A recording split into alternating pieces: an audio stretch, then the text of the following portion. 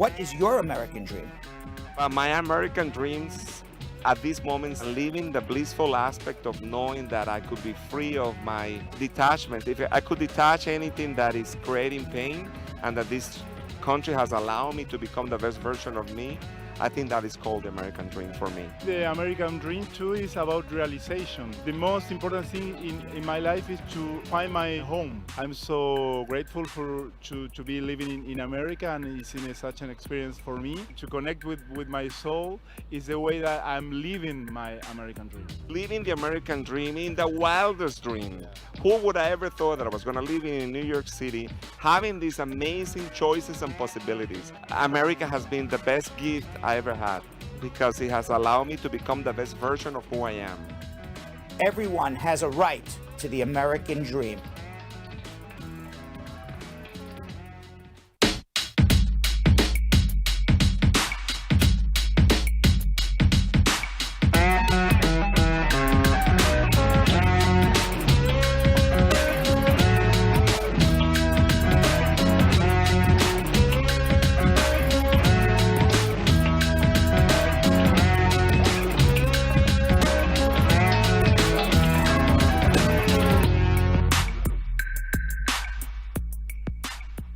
Welcome, everybody. It is, my neck. Now it is May 14th. It was before. May 14th, 2021. Jonathan Yo-Yo Elias. Vanessa Nesquik Contreras. Please send me a chiropractor or a masseuse. I need some sort of realignment, but I don't hear you. Adjusting. I don't hear nobody. So maybe I just cracked my neck and I lost my hearing. You can't hear me? No, I don't. Nesquik, you hear me? Now I hear you. Now I hear you. Yes. Oh.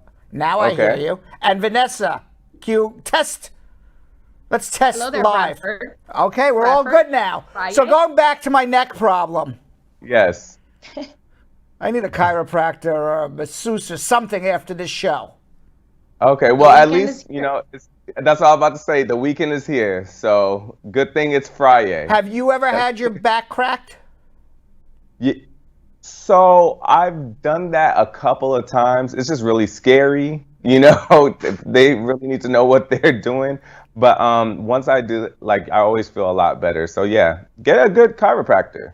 You know what? Or a really good masseuse. I agree with you. I've done it a few times, and every time I do it, I'm terrified. And then he cracks your right? And then the man or the woman, I even went to a woman once, cracks your back, and then you're like, wait, I got everything? Yes? I can still move? Right. and then you feel a lot better. Yeah, but especially when they do the head part, when they put your head in, and they can literally just do one little... I've never had my back cracked professionally. I'm like, it's like you're in a headlock with the World Wrestling Federation, right? And you're like, Doc, do you really need to do this? And he's like, but before you, and you're like, oh, wow, that feels good. Right. Why don't you try acupuncture? I've never done acupuncture. That relieves a lot of stress. Have you done that? With I the have, needles? and it relieves a lot of, relieves a lot of stress. Really? It's a lot less scarier, because they're not really messing with your bones. What do you like better, the chiropractor, the I'll give you 4 choices because I don't know what to do tonight. We'll give the squad these choices. Yes. What does the squad recommend for Uncle Brad? Right, okay. Chiropractor, massage, acupuncture, bartender. What should I do? One of those 4. Oof. Which one is best to cure my aching back? I feel like it would be 2, masseuse and bartender. Masseuse and bartender. That's my bet too. I like that mix. You like that mix? Yeah, go get a massage and then go to the bar. What happens first? You don't go drunk to the masseuse. No. You go to get your massage first, then go to the bar after. And you believe that's a good mixology? For me. For you? That's what I usually do for my self-care days. Mm-hmm. Really? And Vanessa, you agree with that?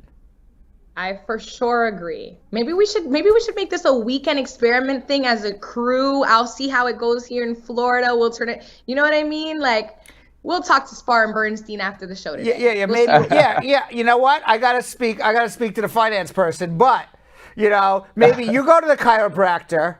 Yo-Yo goes to the acupuncturist. I'll do the massage to the bartender, and we'll talk on Monday and see who feels good. So Jessica Leamy said bartender like 3 times. She keeps on throwing out bartender. So I think it's safe to say she wants you to go get drunk. Some squad members have some genuine concerns, and they just want you to go straight to a chiropractor. Really? Yeah. No. My back. They want you to come back brand new on Monday. Yeah, my back and neck both hurt right now, but I'll be okay. It's not like I'm dying, but I don't know. We'll figure it out. Let's say hello to the squad. Elizabeth Francis, squad up. Hey, it's apple pie. Squad up. Hey, it's apple pie. Squad up. Pretty Chef Ferreira, checking in for class. I wonder if the chef knows apple pie. Elizabeth Francis, squad up. But bum. Antoinette Chambers. By the way, it's Fri-Yay, so this is what happens on Fri-Yay, right? Olivia Love. I like Olivia Love. Do you think that's her real name? That's a great name if it's a real name. That is a great name. Yeah, I just because I love, but Olivia Love. I like the name. Happy Friday, everybody. Willie L. Williams, squad up. Carol the Tiger, squad up. Jessica Leamy, bar. Elizabeth Francis, squad up. Roni Kelly, squad up. Pretty Lawrence is watching, squad up. Who else we got here? Dion Reed, squad up. And Giselle Hilton, squad up. How are you? Rog J. Roberts. Always with the most positive comment of the day. Uncle Brad, that's what happens when you get old. Thank you, Rog J. Always with way to get started today. Make me feel good, Rog J. Thank you very much. He keeps it real. Yeah. Westman, always #1 on YouTube for all week. Squad up, Vitalis Osugu. Squad up, Deion Watson. How are you? Jewel MCAA. I don't know how you would pronounce MCAA, so it's Jewel MCAA. Wanda Roberts, squad up 29, Super C, Tali. How are you? Lisa Comasta. She says the chiropractor, but the right one, some of them are quacks. It's possible. Miloslav Minkov, squad up. Ramona Calderon. She says, don't trust the chiropractor. Take Brad to the bar. Vanessa, before you were on the show, back in the day, Jonathan and I and some of the other crews, we used to do Bradshaw Live after dark, and we would just drink and just be silly and go live, right? I remember I was still the girl on the street at that time, I guess. Yeah, I might have still been the girl on the street, so. No, I remember the first one we did that. I think you brought out your 1942, and when I tell you, we were drunk on air. We were like, maybe this isn't too smart. Yeah, we decided after that maybe that's probably not the smartest thing to do. So there's somewhere if for the squad who's watching, you could probably scroll through because we have all our live shows. You can probably scroll through somewhere. I haven't seen it in a long time, but somewhere. They'll have to scroll for a little bit. Yeah, you'll have to scroll. It goes 2018 somewhere. Probably sometime 2018, right? Man, yeah. Late August, early September 2018, I'm being told in my ear, the first After Dark, Bradshaw Live, and Yo-Yo and I were just drunk on air. But I haven't watched it in 3 years. Yeah. I got hot. But we were laughing at everything. It was just... we got to go back and find that one. Send me the link. I want to see that one. We will. I'll scroll myself. Yo, Vanessa, take it away while I really need to stretch right now. Right, absolutely. All right, squad, it is Fri-Yay. Please remember to share. We are about to start schmoozing with Brad, talking headlines and immigration news, including new details regarding the Biden administration efforts. to identify vulnerable migrant families in Mexico for entry into the United States. And it's the end of the week, squad. So get ready for some Fri-Yay news that includes a pool noodle brawl. Can't wait to hear that one. And of course, you can always call Spar and Bernstein. Scrolling right there at the bottom, there's Dwayne "The Rock" Johnson holding a sign, says, "Ask me your question." 1-800-529-5465. If you are calling international outside of North America, the telephone number to call us on our show, +1 212-227-8933. Our lines are wide open right now, so if you call, you will be able to speak to me in a few minutes right after our schmooze and ask me your immigration question, or sometimes I'm calling for a friend. Hello. Yes. Stargirl Mika said, "Please tell Brad I'm here." You know, I gotta say it. She ain't. You know, we don't play with Stargirl. Say hello to Stargirl. We don't play with Stargirl. Stargirl and I have our own telepathy going. I don't need to say hello to her. She knows. She knows what time it is. She knows where we are. What is it? Simpatico, right? I don't have to say hello. She gets it. Okay. All right. So, come on, Stargirl. Listen. And later in the show, we have squad versus crew rematch between show fan Thais De Almeida and crew member Vivian Zohrabian in a game of Immigrant or American-born Celebrity Edition. Right now, the score is tied at Squad 3, Crew 3. You won't want to miss it. But right now, guys, it's time for some Fri-Yay schmoozing with Brad, Yo-Yo, Vanessa, the crew, and the squad. President Biden today has expanded his efforts to identify vulnerable migrant families in Mexico for entry into the United States. The Biden administration is looking to identify vulnerable families and admit them to the U.S. instead of expelling them under a Trump-era border policy known as Title 42. The policy was enacted at the start of the pandemic, and critics say it puts migrants and asylum seekers in harm's way, exposing them to potentially dangerous conditions in Mexico. Because of Title 42, many migrant families have opted to separate from their children since the rule does not apply to minors. 2 large emergency intake sites in Texas have sheltered unaccompanied children during this year's influx of arrivals. That's going to close by early June, marking some of the first closures as the number of kids in border facilities finally is dropping, which is nice news. Hopefully. Yes. Hopefully. Absolutely. Meanwhile, you know about this guy, Matt Gaetz? No. You ever hear his name? Vanessa, you're down. This guy here. Looks like a used car salesman. I'm getting to know all my folks down here. He looks like a used car salesman, but in fact, he's a congressman from your neck of the woods. Now, he is under investigation, but what is most interesting is he was Donald Trump's #1 supporter in Congress.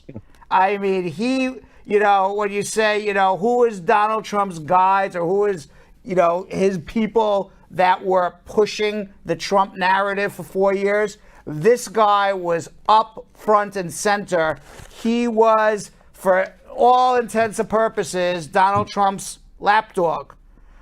Well, now,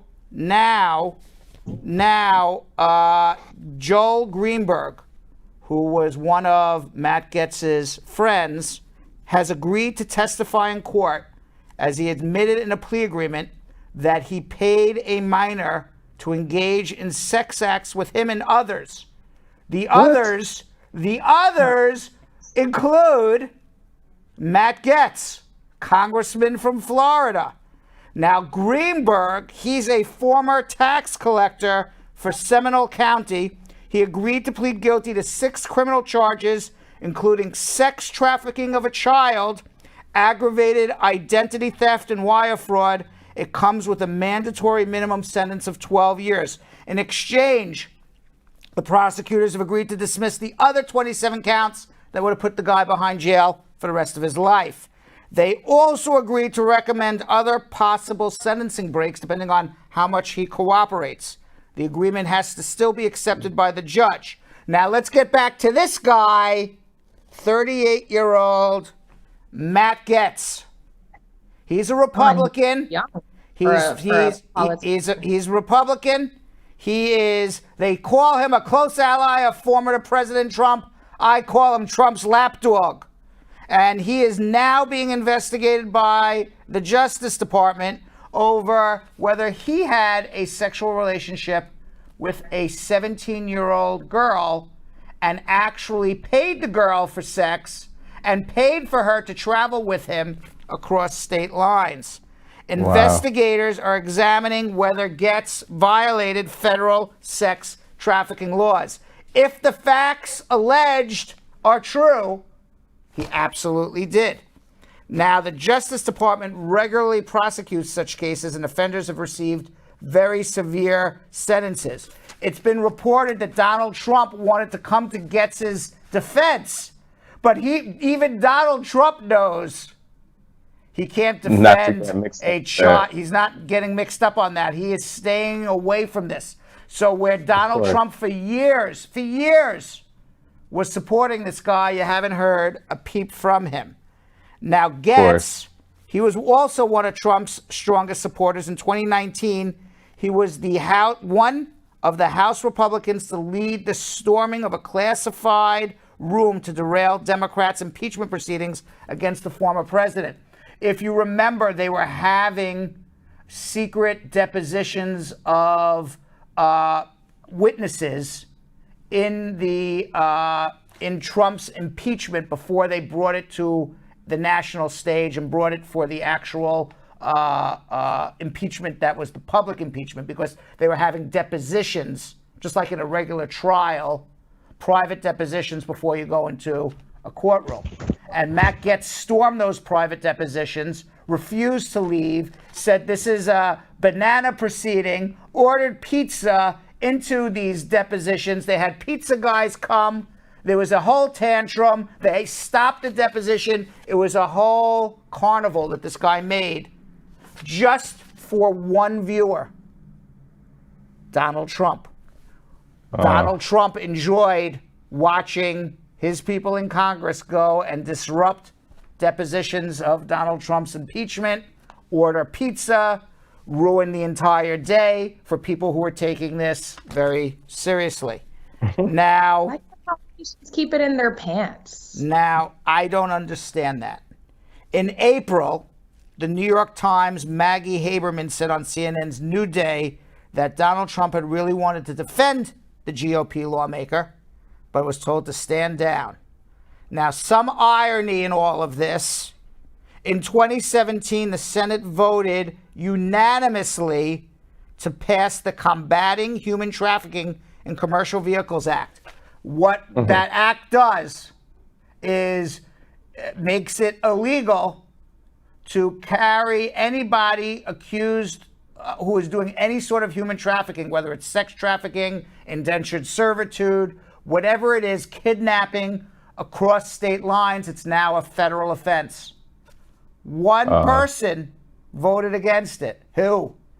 Matt Was Gaetz. it him? Matt? The man who pays a 17-year-old girl to go, allegedly pays it's allegations right now, hasn't been proven, but allegedly paid a 17-year-old girl to go on a private airplane with him from one state to the other and paid her to have sex with him.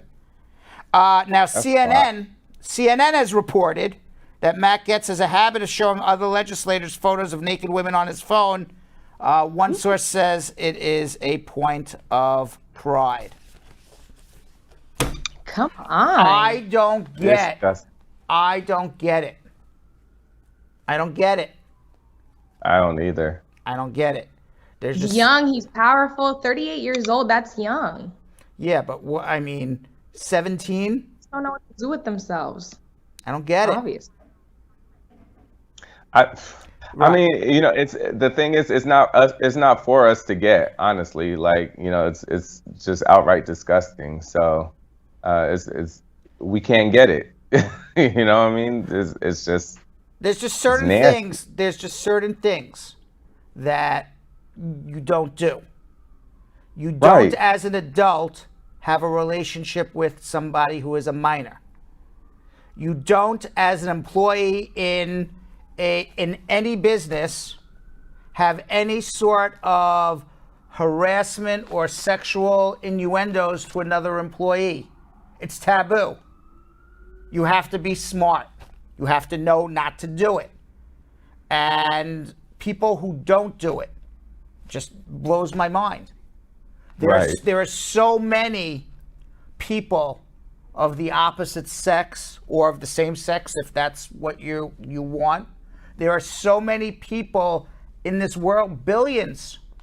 You can find somebody always find somebody who wants to be in some sort of consensual relationship with you that's legal. Yeah. I don't get the harassment at work. I don't get being with a minor. I don't get it.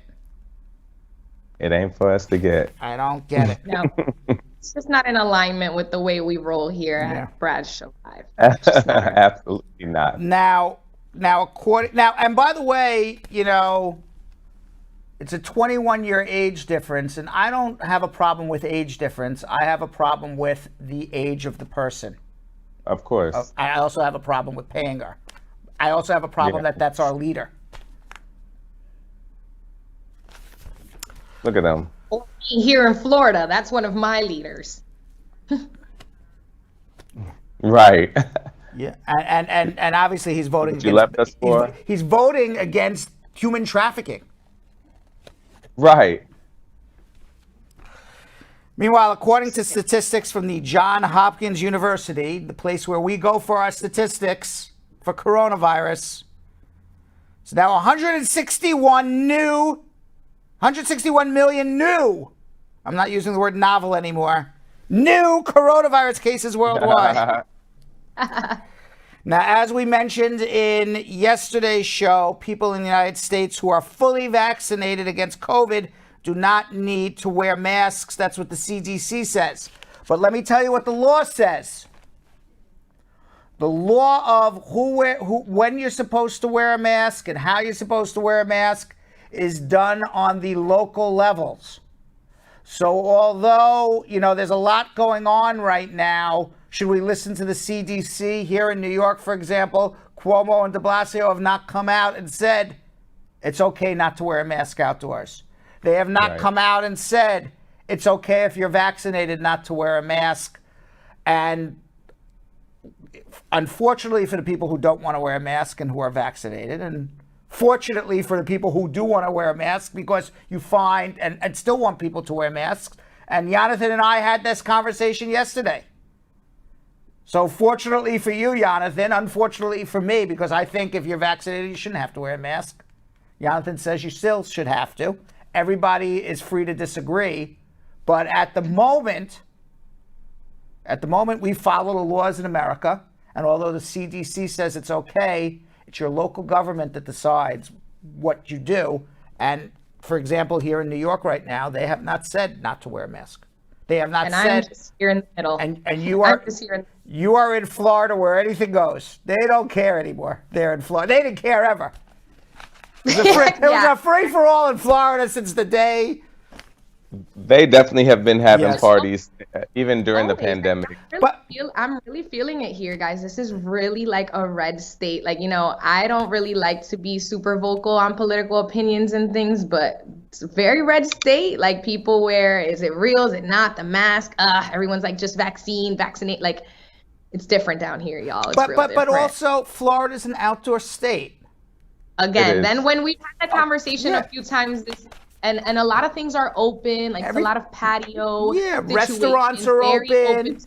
It's a lot of open spaces. And even when you go out to a restaurant at night, there's patios, there's open doors, there's sliding doors, there's air circulating through a restaurant versus being, for example, in New York or Boston or one of the cold weather states, especially in the winter, where everything is closed. And it's like you have to open one door, close that door, open the second door, so this wind doesn't even come into the restaurant.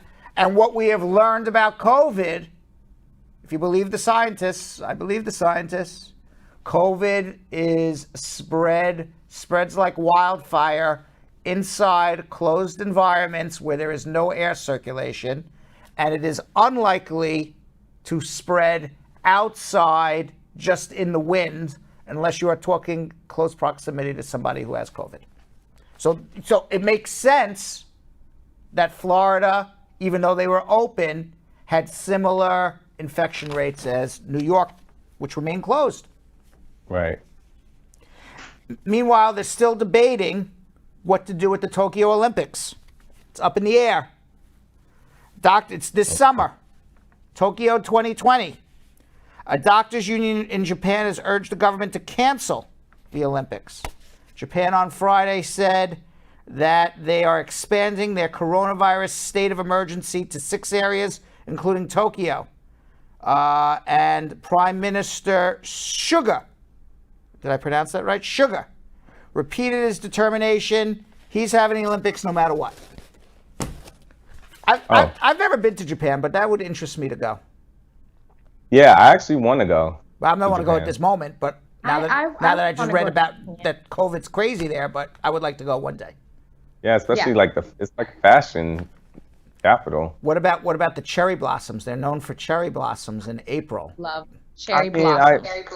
I went to Howard University, so I lived in DC for 3 years. So I was able to see cherry blossoms at this cherry blossom festival. But so that was Japanese cherry blossoms? Not Japanese cherry blossoms. Those are special, supposedly. I was going to say this was another Tomato, inquiry. tomato. Maybe we would as a team, but maybe we could just leave Yo-Yo behind, Brad. Yeah. Sounds like he's good off the cherry blossom. Yeah, you know what we can do is we can do Bradshaw Live I'll from go the to road. Jamaica. Bradshaw Live from the road. Me and Nesquik will go to Japan. We'll broadcast from And there. I'll But go we to Jamaica. always need somebody in the studio, Vanessa.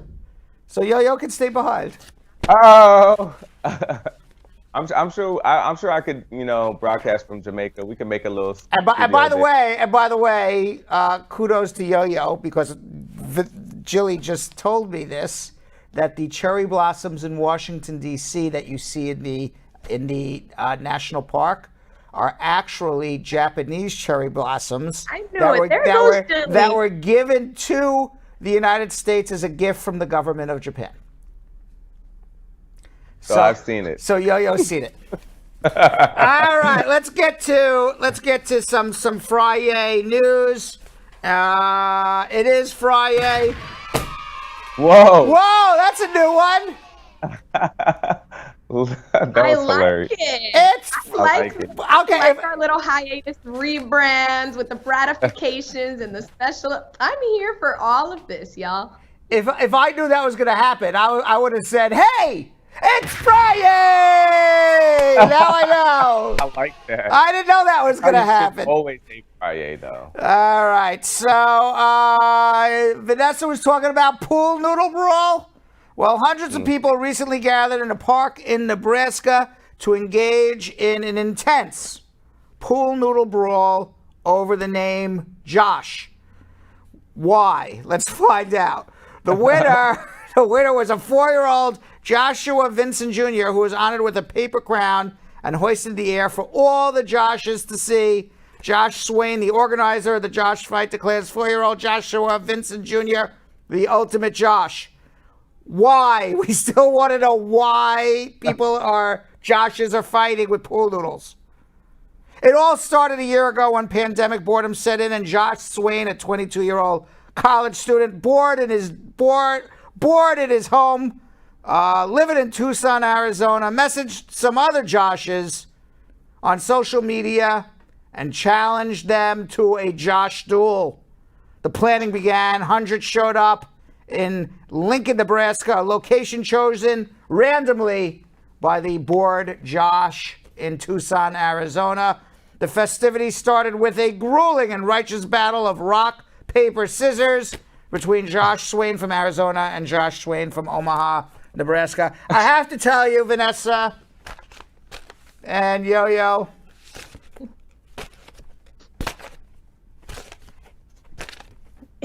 You don't want to. I don't want to even continue this. Do you want to hear the end of what happened? Do we even care? No. It's Fri-Yay. You You don't want to get into a noodle fight with a bunch of Brads? No. There's a lot of Brads out there. There is a lot of Brads out there. I told you yesterday I met a Brad at Starbucks. We were both happy to see each other. We shook hands and we left. I didn't tell him, let's go fly to Nebraska and let's hit each other over the head with a pool noodle. That sounds a little extra, don't you think? Sounds like safe fun, though. Sounds like no one's really getting hurt in the mix of that activity. I don't know. And they had a 4-year-old Josh that won the competition. It's pretty dope. Brad. All right. Meanwhile, an Ohio State senator used a virtual background of his home office in an apparent attempt to conceal the fact he was driving during a Zoom meeting. Andrew Brenner might have succeeded in fooling everybody were it not for the seatbelt.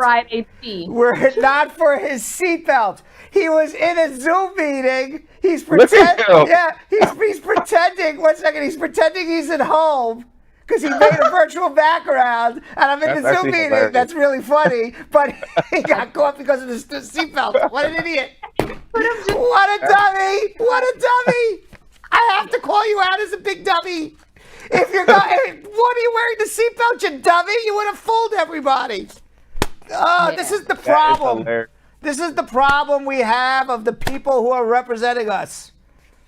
No, but look, because I actually read this story. Read towards the end, because I feel like they were like talking about some bill, like a bill, but like kind of ironic what bill they were talking about. So Brenner denied he was driving unsafely. He was okay. He told the Columbus Dispatch he was not distracted during the meeting. He was paying attention to the driving and listening to the discussion.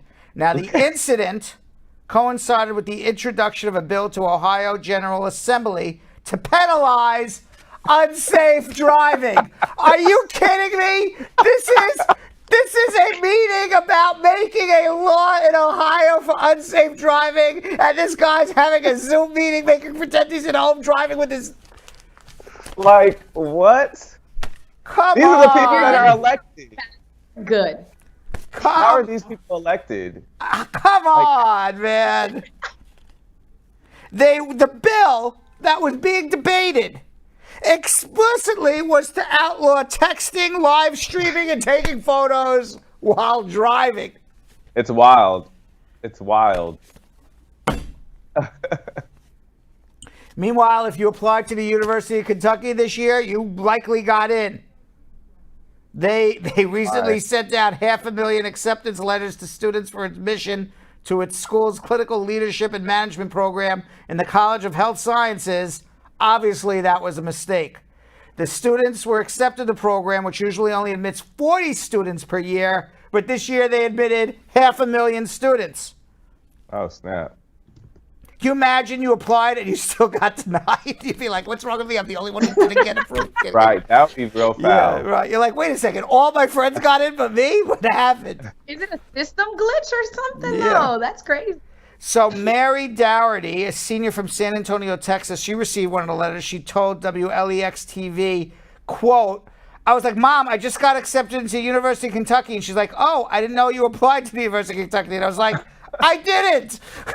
So people were getting accepted who didn't even make applications. They didn't even apply? Oh, my God. Well, apparently they have now rescinded all of those people, and they are now going to readmit the 40 that they want to admit.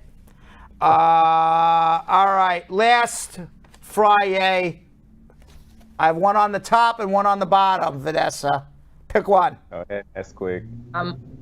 All the way up, always on top. All right, so a 4-year-old by the name of Noah Bryant from Brooklyn, New York, recently ordered $2,618 worth of Spongebob SquarePants popsicles from his mom's Amazon account. Though Noah was probably thrilled to get all of the Spongebob popsicles, which totaled 51 cases and close to 1,000 individual popsicles, his mom, Jennifer, was not as happy. Now, Jennifer Bryant, the mother, she is the mother to 3 boys and is a full-time social work student at New York University. She didn't know how she was going to pay for these popsicles since Amazon wouldn't take them back. But then one of Brian's classmates, Katie Schloss, decided to set up a GoFundMe page last week to help Brian pay for her $2,618 worth of popsicles that her son loves and bought on Amazon. Now, according to an update on the page, not only was the goal of $2,619 met, but they raised an additional $24,000 so 4-year-old Noah can eat popsicles for the rest of his life. No, I doubt that's where the money's going to go. Let's see where the money's going to go. Teamwork. Let's see where the money's going to go. Jennifer wrote on the GoFundMe page, "Thank you so much for your mind-blowing generosity and support. We're so grateful to have made back the $2,618.85 in a mere 24 hours. As a parent to a child living with autism, all additional donations will go towards Noah's education and additional support." Oh, okay, they're keeping it. All right, good for them. We can't thank you enough. Yeah. All right, good for her. All right, child has autism. It'll go to his support. She's in school. Why not? Oh, see, there it goes. Why not? Listen, that's a blessing. I take that as a blessing. Yeah. You know what? Yo-Yo's tonight is going to order like $3,000 worth of something and then go on GoFundMe like, "I just bought this. Could somebody fund this for me, please?"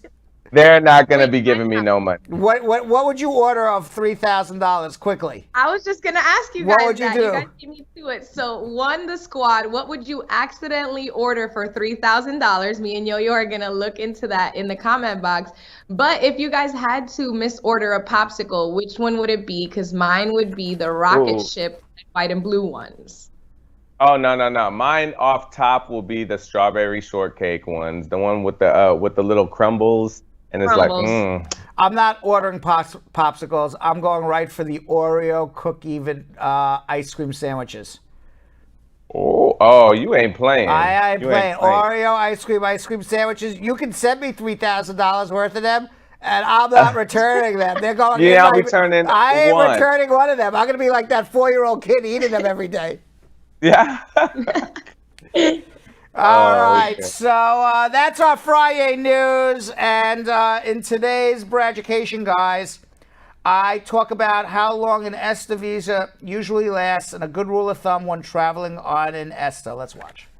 My goal is straightforward: to make the law usable and easy to understand for everyone. All of us in the United States have equal rights and should have an equal opportunity and a right to justice. I'm here to help because I want everybody to achieve their American dream. I'm Brad Bernstein, and this is your Immigration Braducation. I'm not here to tell you what you want to know. I'm here to tell you what you need to know. U.S. immigration law is complex, and the regulations are constantly changing. My objective is to make the law easy for you to understand so that you can use the justice system. Know your rights, take advantage of the law, and achieve your American dream. Now, there are 39 countries enrolled in the United States Visa Waiver Program that allows citizens of those countries to travel to the United States for tourism and stay for 90 days without a visa with an ESTA, which is the digital travel authorization to the USA you obtain online. The ESTA is not a Live in America visa. It is not a Work in America visa. You have to leave the United States after 90 days. There are no extensions or change of status to the ESTA program.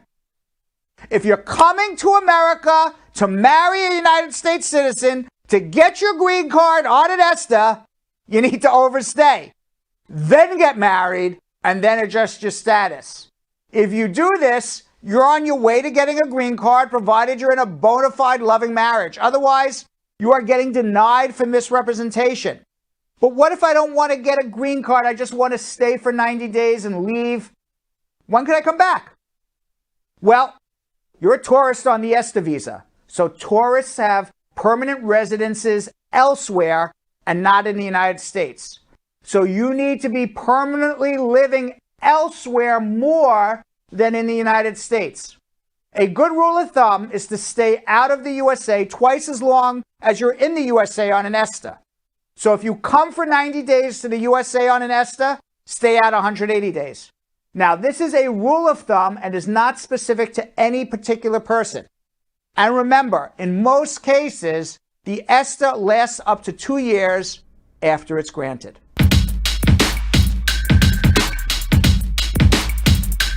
Now, you can watch this Braducation and more Braducations in full by following Braducations on OnlyFans TV. First lawyer on OnlyFans. I could also be the first person who keeps his clothes on OnlyFans too. But certainly the first lawyer. You can follow me. It's absolutely free on OnlyFans. By the way, guys. Yo-Yo and Vanessa. Yes. By the way. Yes. You know what I'm thinking about right now? Oreo cookie sandwiches. Yes, exactly. It's actually rewarding being the only lawyer on there. You Yeah. should be rewarded with Oreo sandwiches. I'm thinking to myself, boy, we got another hour and change of Bradshaw Live. I'm happy to do it, but boy, would I love an Oreo ice cream sandwich. Are you now. going to get one? I will. Are you going to act? I will get one and send you a picture of later. I'm going to need you to send us a picture and also post that I will. on Bradshaw Live or something. I will. I will. Yes. Joel I will. Reed. And Joel Reed would do either Red Bull or anything chocolate. That sounds like a lot of energy. $3,000 worth of Red Bull or chocolate. Listen, Stargirl Mika said shoes. shoes. That's it. But- I love shoes. Tally Sorry, said girl. popcorn with M&Ms. She's gonna fill up. If you're getting $3,000 worth of, I mean, you're filling up a whole room. You know, like you open can up the door swim and with like that. popcorn comes flying down on you. Yes, swim in that. All right, let's do some immigration questions, guys. You got a question, I got an answer.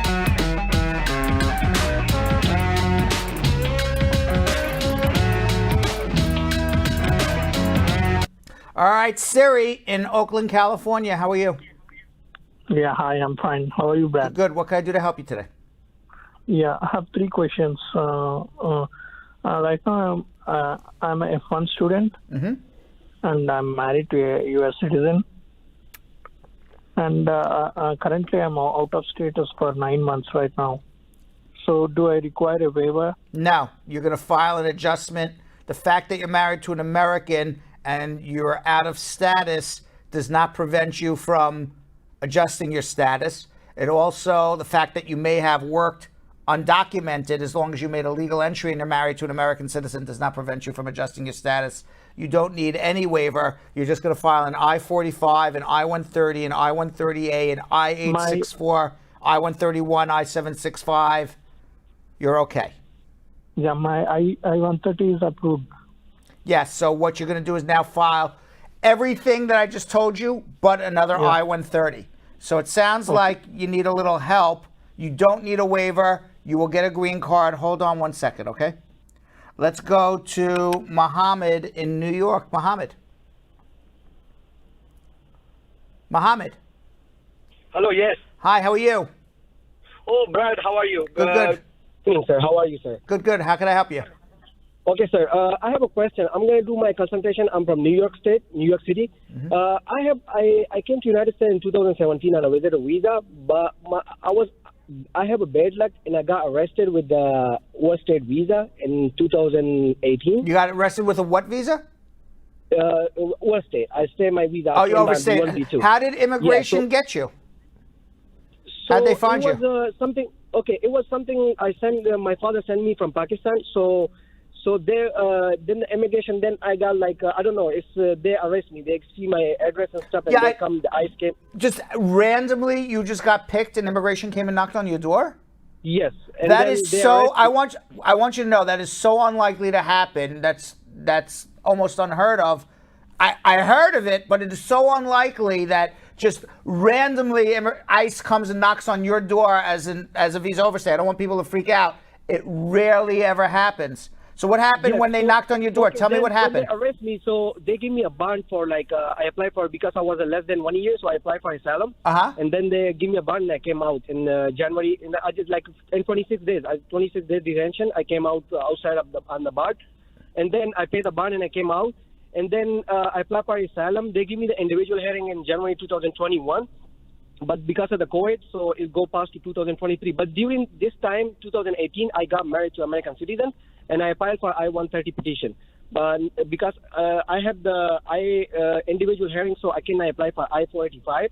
My lawyer told me like that. So I have I-130 petition only. But they sent me in 2020, they sent me the RFE. I sent the document, but I still didn't hear. It's 2.5 years. I didn't hear from the immigration for I-130 petition. 2.5 years you haven't heard yet?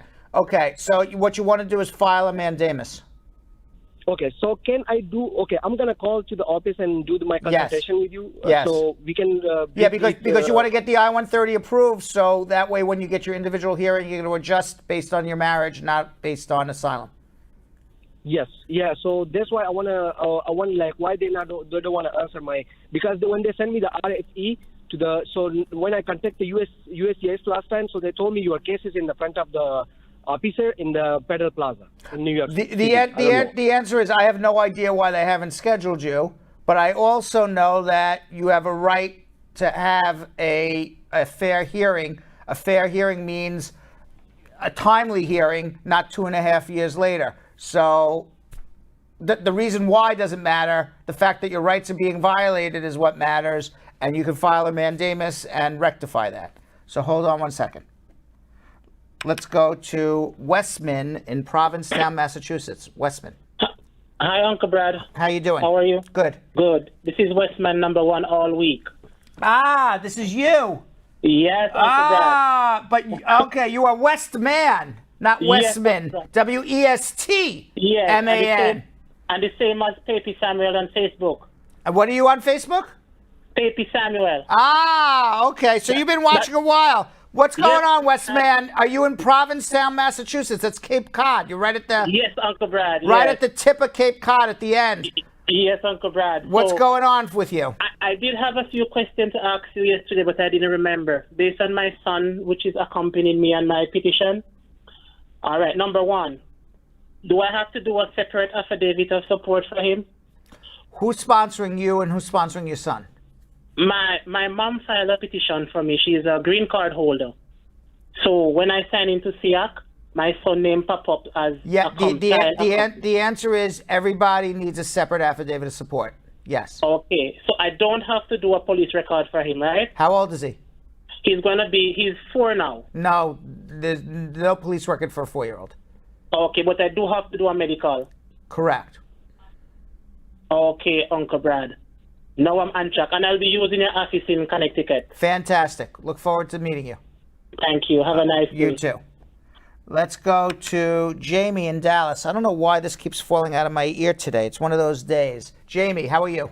Hi, Uncle Brad. How you doing, sir? Good. What's going on? Awesome. I'm doing great. I'll cut to the chase. I have a church. Who wants to file a religious visit for me. I overstayed. Already. I overstayed my B1 visa. So I was thinking, is it possible for the church to file for me when I've overstayed? Is it possible for the church to file for you as an overstay? Is that your question? No. So the church is willing to file R1 visa for me. What do you do for the church? I'm in charge of the music. You're a music minister, or you're just in charge of music? I'm a music minister in the church. Okay. So you've overstayed by how long now? By about 2 years now. All right. Because you overstayed your time, you can't change your status to an R visa. You would have to go back to your home country to get it.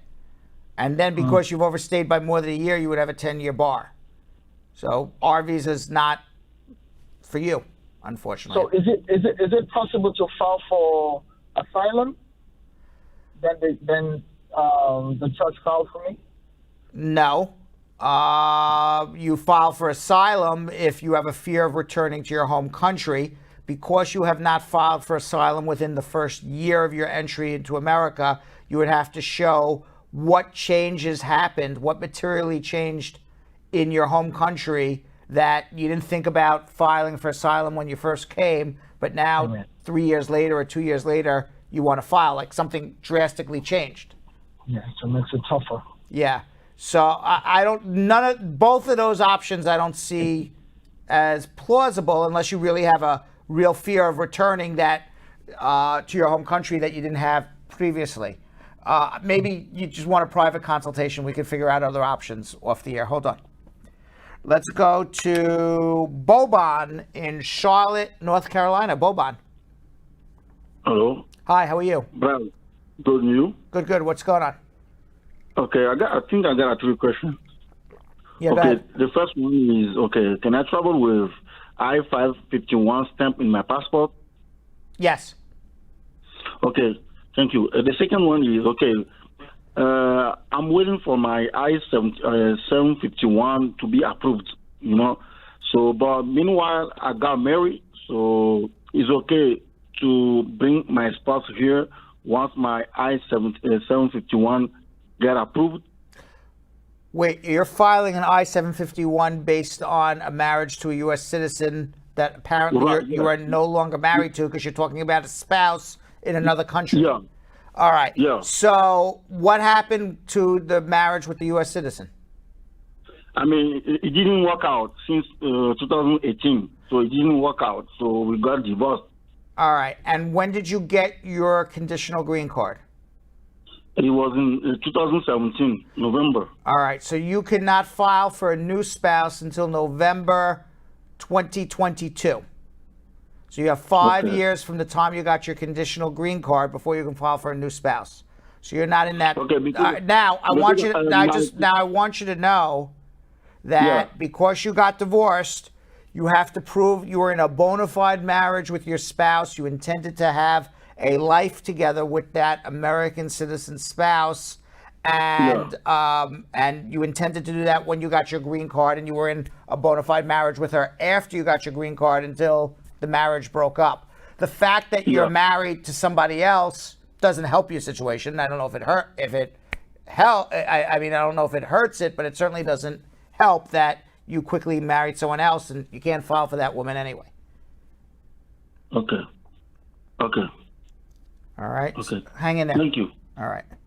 Let's go to Johnny in New York. Hello? How are you, Johnny? How you doing, Fri? Nice finally talking to you. Thank you. What's going on? I have a very difficult situation, and I would like to see how you can help me with this. I've been watching your show for a while. Thank you. Now you have the ability and means to help people. Okay. First, I've been here since 1979, and stupid of me, you know, all the mistake that young people make. Well, let's go back. One second, Johnny. 1979. How old were you? I was 18. I was actually 18 days after 18 days after my 18th birthday. Did you have a green card in 1979? No. Did you ever get a green card? Never have. All right. Where are you from? Dominican. Okay. How'd you come to America in 1979? It was someone else's passport. And now, how old are you? You're in your 50s, 60s? I'm 59 right now. 59 now. Okay. All right. So let me get this straight before you tell me all the dumb stuff you did over your lifetime. You came here from the Dominican Republic a little after the age of 18, before 19, on a passport or some other document that wasn't you, and you've never had a green card in your entire life since you've been here. You've lived here your whole life, 40 plus years undocumented. And now you're going to tell me all the dumb stuff you've done in your life, including living in America undocumented for 40 years. So we already heard one thing. Let's hear the rest. Yes.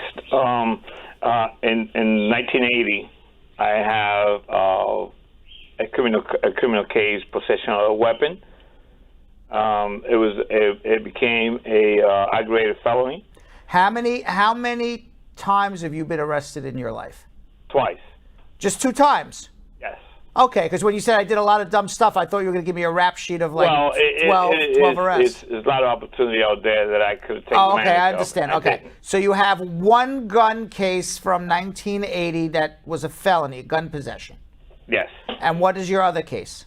I was visiting a place that they sold drugs, so I was charged with it because I run. You were charged with some sort of drug sale or attempted drug sale. What were you found guilty of? Possession and intent to delivery. Okay, what year was this? That was 1987. And this was in New York? No, that was in Rhode Island. In Rhode Island. Both cases were Rhode Island. No, 1980 in New York, 1987 in Rhode Island. Okay. And in all the years you've been here, have you ever tried to get a green card? No. Never That's filed the biggest anything? stupidity. Never filed anything? No. Okay. And in 1987 in Rhode Island, did you go to jail? Yes, I did. And what happened? How many years did you go in jail? They gave me 3 to 10 years, and I served I served 1.5, and the rest of it was in probation. Okay. And in all the years you were here on probation and thereafter, you never saw immigration, they never came for you, they never knocked on your door, say, hey, you're an aggravated felon, you were convicted of sale of drugs. Never have any encounter with nobody, lucky you, okay? Because the reality is, in 1987, you should have been deported. No, never have any encounter with anybody. So my answer to you, are you married, are you single, you have children, what's going on with that? I have 5 children. I'm not presently married. I have a girlfriend, but I just don't want to ask her. I've been with her 3 years, but I don't want to ask her to marry me because I'm afraid. Sure, and you know what? You have every right to be afraid because you got a huge problem. I don't know, based on what you're telling me, if there's a solution for you, sadly as that is, because you've been here for so many years and children and family. And I'll tell you why. Right now, because you have, it's not so much the gun, I'm more thinking about that sale of drugs in Rhode Island in 1987. It's an aggravated felony. Bars you from getting a green card. So anything you do with immigration would be a denial. So you had every right to be scared since 1987. Let's take it a step further. And I don't even know if it is possible or not. I'm not a criminal defense attorney in Rhode Island, but let's assume somehow, some way, either you can get a pardon, because that's what you would need, or you could get your case vacated in Rhode Island, and now all of a sudden, poof, it's gone. And people get pardons, and people get their cases vacated. Whether you can or can't, I have no idea. I don't know what the rules are of Rhode Island, but let's assume you can. Now all you have is this gun possession case, except you were found guilty at one point of a sale of drugs or conspiracy to distribute drugs or whatever it may be. That case is vacated, so it's off your record. It doesn't hurt you anymore. But there's another law with immigration that says if you're a suspected drug trafficker, even without a conviction, that bars you from getting a green card. So my concern for you, before we even figure out how to get you a green card, and I'm not even sure how we would do that, you would have to, marry your girlfriend in a bona fide marriage and do a provisional waiver and go home and come back or something. But before we even go that far, my concern to you is that even if you get your criminal case vacated, they're going to charge you as a suspected drug trafficker, even without a conviction. So, based on what you're telling me, sadly, I don't have an answer for you. And I know you called me and you said, I'm going to solve it. I don't have an answer for you, unfortunately, based on what you're telling me. That doesn't mean we can't talk and figure things out, but off the top of my head, I don't have an answer for you. You got a problem. Yeah. So you said that even if I get my case vacated, I'm still going to be charged for. You could be. You could be. Not you will. Could be. There's a law that says if you're a suspected drug trafficker, past, present, future, you're barred from getting a green card. So it's possible, even with a vacator or a pardon, that the government would say to you, you're a suspected drug trafficker in the past. You were even pled guilty to it. So even though you got a pardon, it doesn't matter. Since 1987, I have been in no trouble, no problems, no any problems after I finished everything with the law. I have never been in any problem. I hear you. So that's why I said it's sad. It's very sad, your situation. Because so that suspected drug trafficking still will apply regardless of the time that I have not been with that's the problem. That's the problem. Yeah. All right. What I would suggest you do for the weekend, you've been here for 40 years. Nobody's knocking on your door today. Go enjoy your weekend. Call me next week and let's have a consultation. Let's see if, maybe as we talk more, I look at your records, we come up with something. But off the top of my head, you got a problem. Okay, yeah. So I look forward to see you. Okay. I'm gonna make the appointment as soon as possible. Okay, great. Thank you. You're welcome. Let's go to Akofa in Norfolk, Virginia. Hello. Hi, how are you? Hi, Mr. Bar. How are you? Good. All right. My name is Akofa. I'm from Africa, Togo, and I speak French. I'm sorry for my English. No, you're speaking very well. I'm trying. I've been here since 2002 with my B1 visa.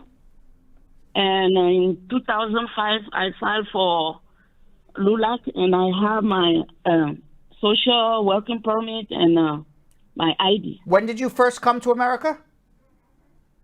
I came when I was young in 85, but 2 weeks, because I was doing some benevola in Togo. Mm-hmm. And then you left and came back. Like a mission for vacation. Okay.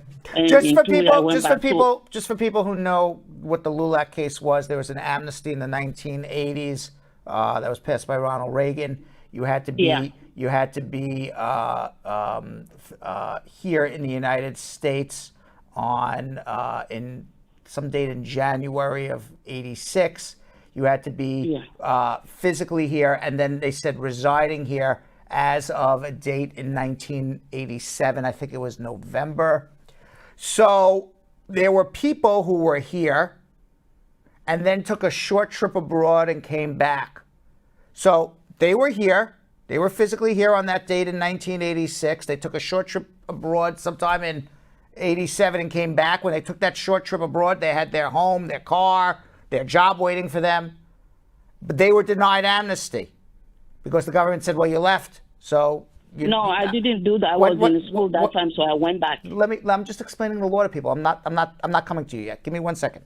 So people left and came back, and the government denied their amnesty. And they said, wait a second, I was physically here on that day, and I was residing in the United States in 1987. I had my car here, my house here, my home here, my clothes here, my family here, my job here, whatever it may be. I was residing here.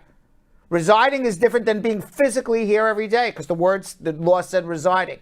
So people started a lawsuit. It was LULAC and CSS, and eventually it went up to the Supreme Court, went down, went up, and went down all through the 90s. And then eventually people who were in this program, the CSS LULAC program, where people got work permits every year, eventually got green cards. So now you were in the CSS LULAC program. What happened with you? Yeah, when they give me all those papers, I went to school here in 2005, and I work at the visiting office of New York, Partners in Care, for 2 years. Anytime that my working permit expired, my job gives me a letter that I sent to immigration, so they renew my working permit like twice. And the third time, they tell me they closed the program. I just told you that. Yeah. I just went through the entire thing. I said anybody who was in that program was able to get a green card. Yeah, but I didn't get a green card. So because you never made an application for it.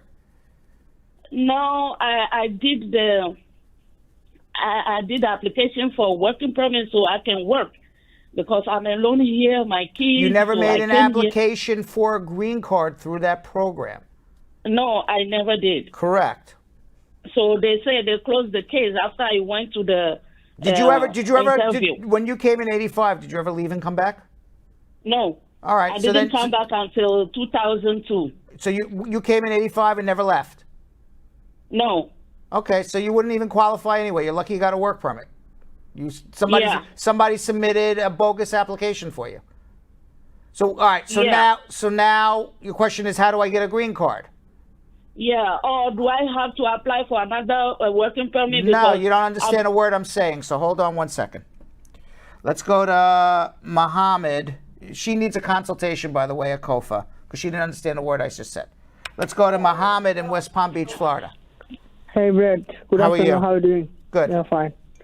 It's a long time, Okay, I overstayed. I came here 2015 and I overstayed. And 2018 I filed for a U visa. So I want an amendment. After 3 years, I want an amendment my one of the child's birth date. Is it possible? You filed for a U visa, and what do you want to amend? I want an amendment my son's birth date of birth. What you put down the wrong date of birth? Yeah. Well, I mean, I guess you could write a letter to USCIS, to the office wherever your U visa is, reference your case number, and say, I believe I made an error on my application. My son's birthday is this and not this. I mean, I guess you could. What is the error? The error was instead of the year is the same. That was placed 4th February, but it's supposed to be 4th December 2014, but it was placed over there 4th February 2014. That was the error. I mean, I don't think it makes much of a difference at this point. You got to wait for your U visa to get approved. But yeah, if you want to make that correction, you can just do it in letter form and reference your case number.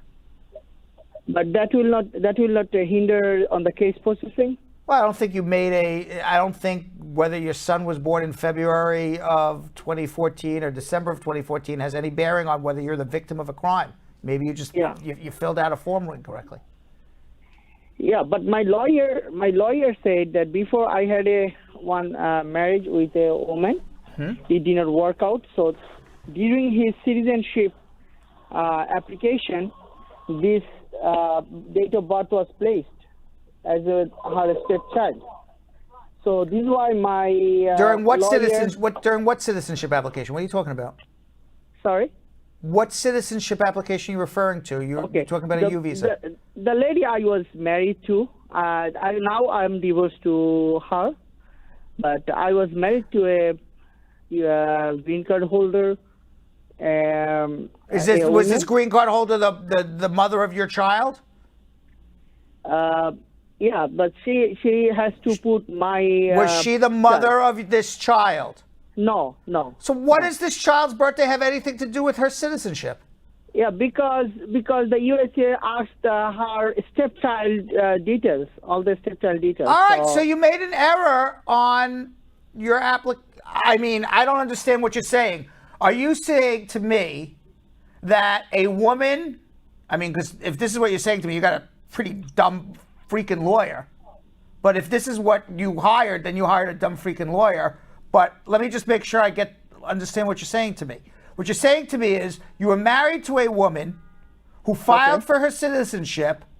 Immigration asked for her stepchild's birthday. She gave a wrong birthday. You become a victim of a crime. And because this woman made an error on her citizenship, you misrepresented your child's birthday on a U visa application that has nothing to do with your child's birthday? And your lawyer said that's a good idea? But that was well before, in 2016 or 17. But I cannot fix it right now. You need a consultation, man. Hold on. Let's go to Shanique in Patterson, New Jersey. Hello. Hi, Brad. How are you? Good. How are you? I'm good. Thank you for taking my call. So I have a question, right? Yeah. My husband, he's a U.S. citizen. He filed for my case back in Jamaica 2018. Mm-hmm. So last year, October, I got the email saying that they are documentary qualified, something like that. Mm-hmm. So now I am wondering, do you have an idea how long it takes for them to get an interview date? You are a U.S. citizen. My husband is a citizen, and he's the one that filed. Filing for your children. Yes, and the oldest one is 18. Everybody else is under 18. And this is since 2018. 2018, yes. I know it's hard. And the case left the National Visa Center already? It's in Jamaica? Yes, it's in NVC, yes. They should have been here 2 years ago. So if you're asking me when, it should have been yesterday. How long do you think they have left? It should be today, tomorrow, yesterday. I don't know why 3 years later you're still waiting. I don't know. I mean, I can't. All I can tell you is this.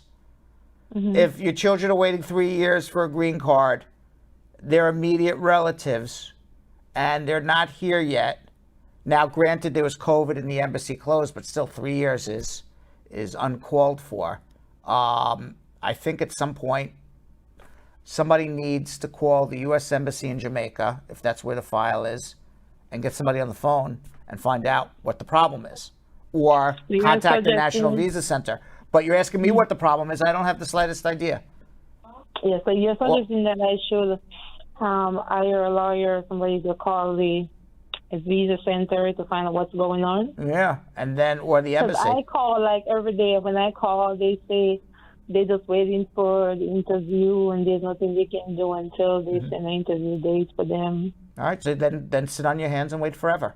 Or get somebody who can do something. I mean, that's what it is. You're asking me why? I don't know. When? I don't know. I can get to the bottom of it. Hold on. Isenth in New York. Yes, Brad, I'm here. How are you? Good evening. I have a question for you. Go ahead. I filed for my boys. They're over 21. Yeah. I sent in their file in 2018 September. I was a green card holder at the time. I'm now a citizen.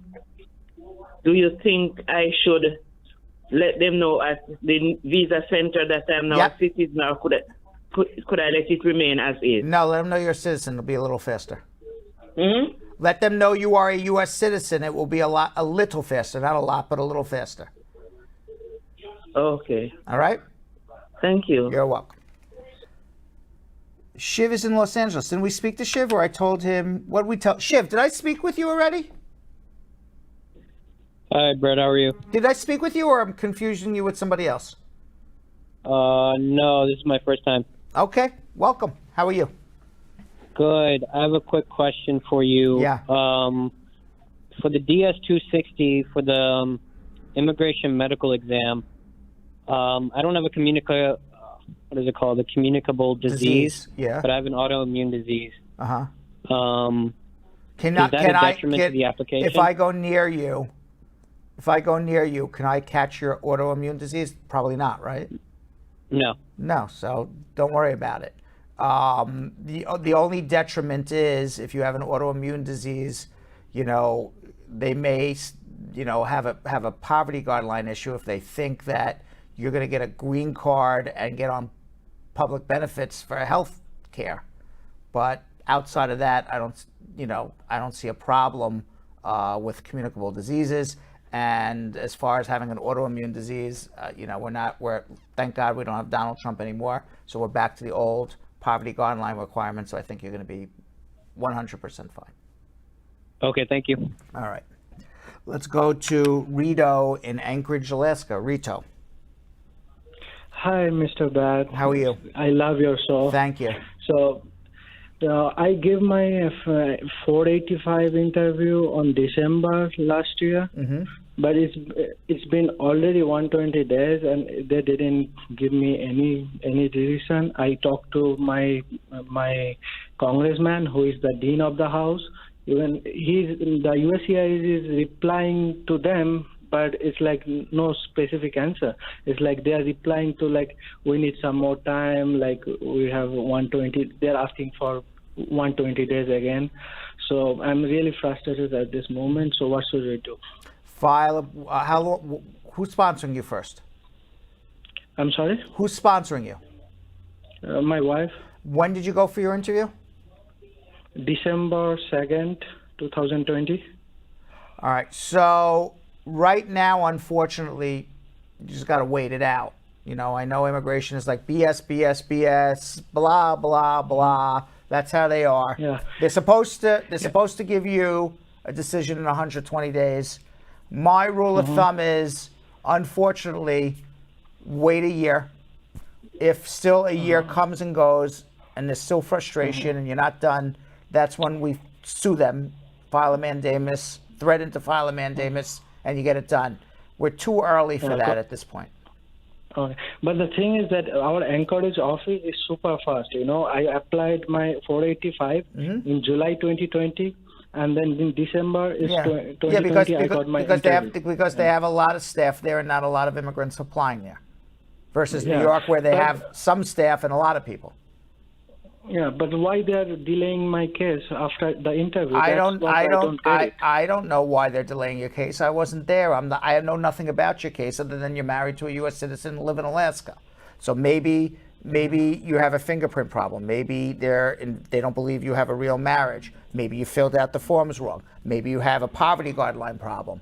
Maybe you have a communicable disease. Maybe they're investigating the authenticity of your case or the authenticity of a document you gave. I have no idea. Oh, got it, sir. Thank you so much. Hang in there. Let's go to Brittany in Port St. Lucie, Florida. Hi, good evening. Good evening.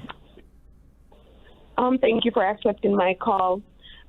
My mom, she was arrested in 2000 in Miami, Florida, and then she was transferred to a holding facility in 2004 in Jacksonville, and then then they asked her if she wanted to voluntarily go back home or she can stay and fight the case, and she requested to voluntarily go back home.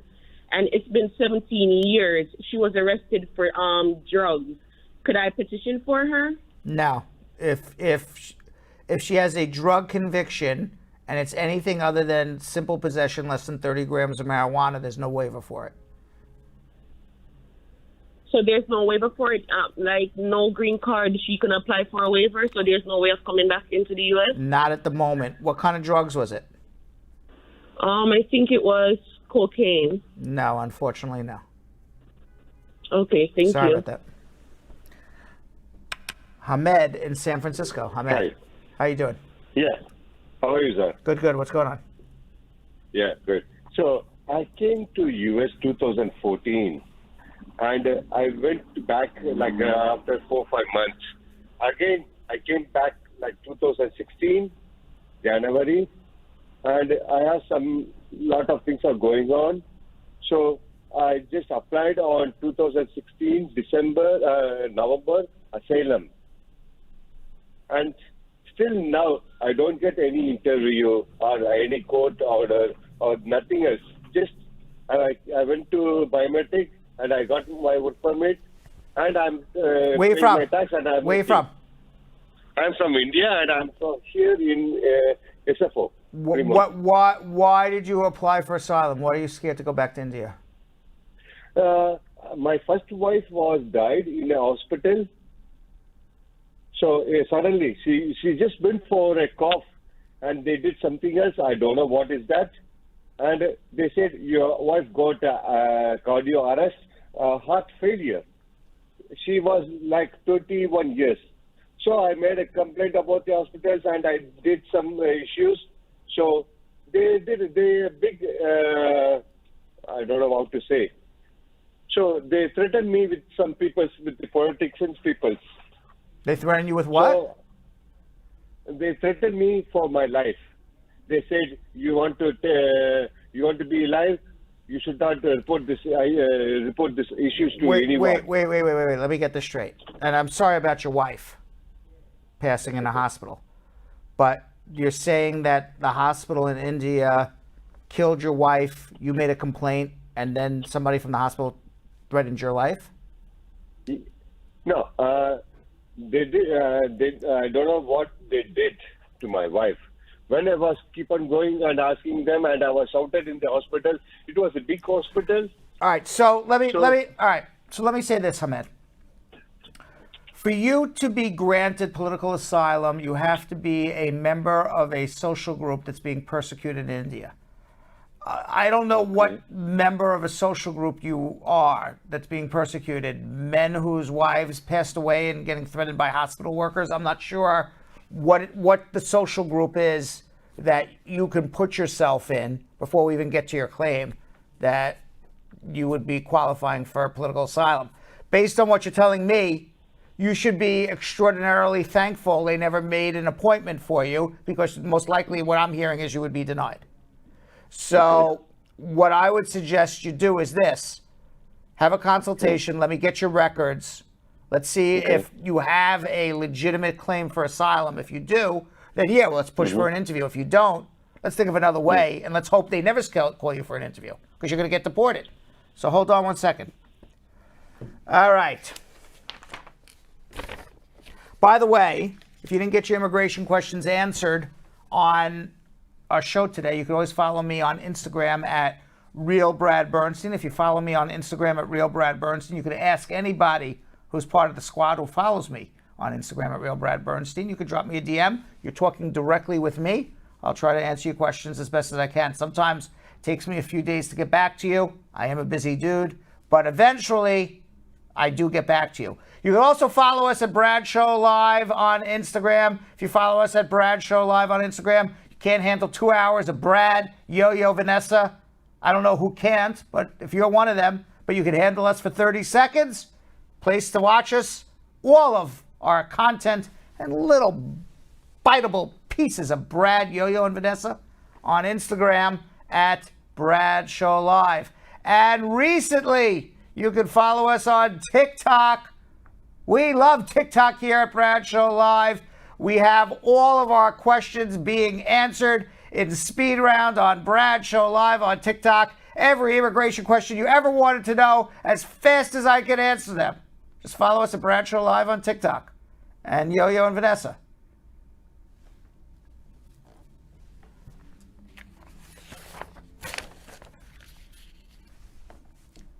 And by the way, Yo-Yo said you can follow him on Instagram at Jonathan Can you not hear me? TV. And Vanessa, I do not hear you. And Vanessa. And now we heard him. And you guys can find me at Vanessa.Contreras TV. And later in the show, squad member Thais De Almeida and show crew member Vivian Zohrabian will compete in a rematch of Immigrant or American-Born Celebrity Edition. Yes, and in today's Attorney Close-Up, Spar and Bernstein partner and immigration attorney Shannon LeGrier-Mengret tells us what questions are asked at a Stokes interview.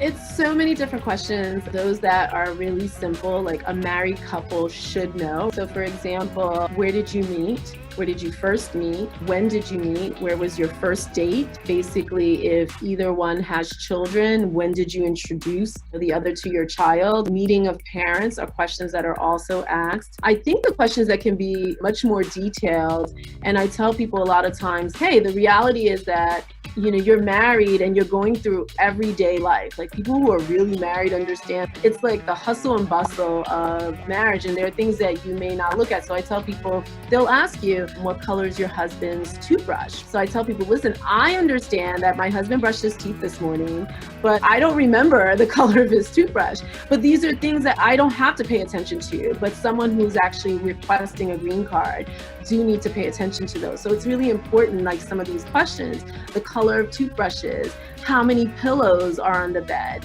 how many pillows do you sleep on, how many pillows does your husband or your wife sleep on, what are the color of the sheets, When was the last time the sheets were changed? Where is the hamper? Which is, I think, a great question, right? Because some people get caught that way. Some people will be like, oh, it's in the bathroom, and other people will be like, no, it's in the closet. So again, if you're living together, then you should know the answer to these questions. But a lot of times you need to be reminded and prepared for it, because again, you're not expecting sometimes these detailed questions. Sometimes the questions can be somewhat, I would say, a little invasive, right? So they may ask you what type of birth control you're using, if any. Other times they'll ask, hey, what did your spouse wear to bed last night?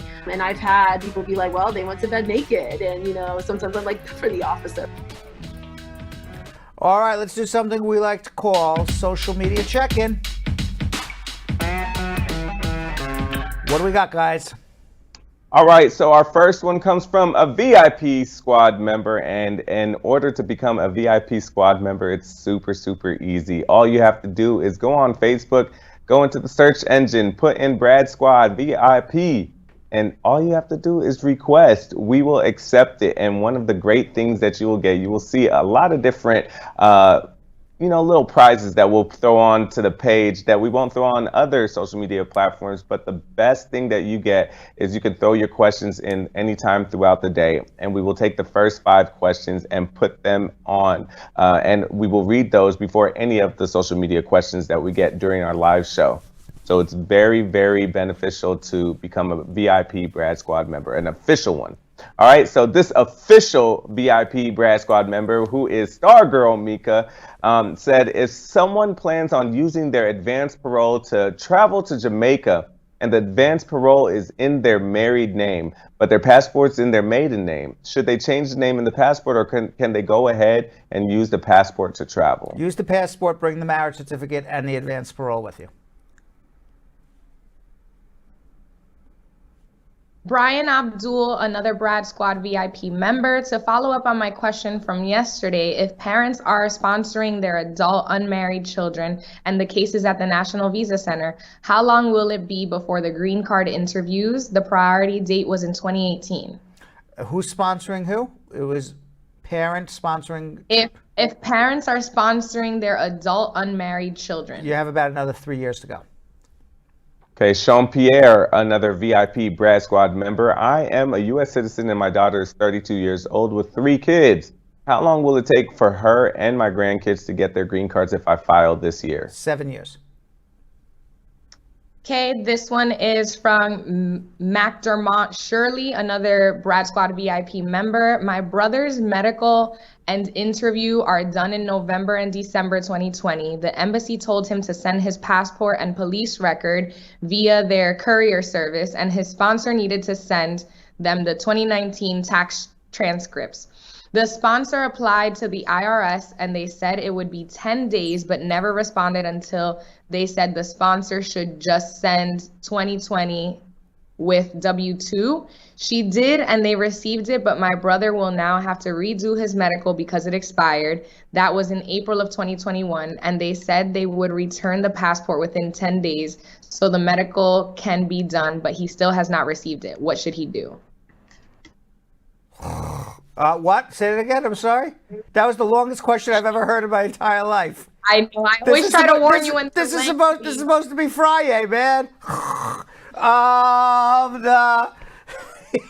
The guy's stuck at the U.S. Embassy. He needs somebody to call the embassy and say, hey, we've done the medical twice now. We've submitted all these documents. The embassy actually has 120 days from the last document request till you actually submit it.